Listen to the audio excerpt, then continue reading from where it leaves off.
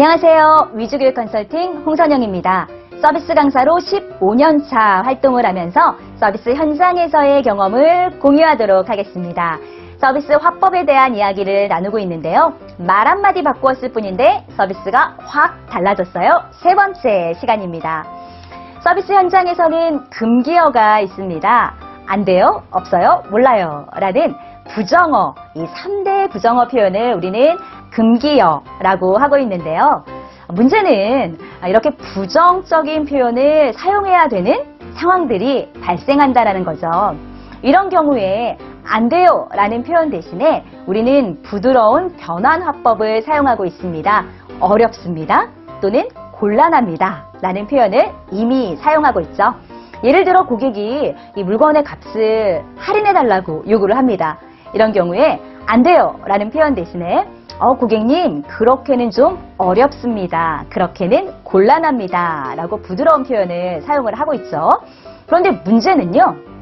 이렇게 표현을 했음에도 불구하고 고객이 재차 요구를 한다는 거죠.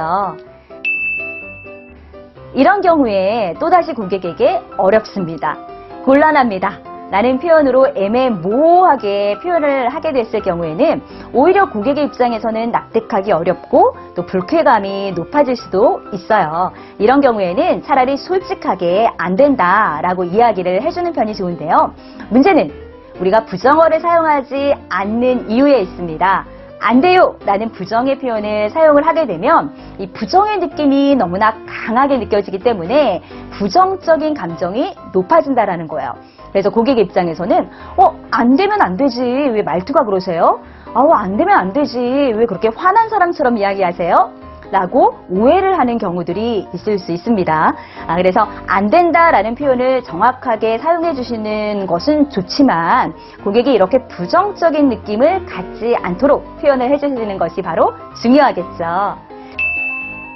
그래서 말 한마디 바꿨을 뿐인데 서비스가 확 달라졌어요. 이 표현에서는 요것은 안 되지만 요것은 가능합니다 라고 해서 부정 표현과 가능한 것을 같이 이야기를 해주시는 겁니다.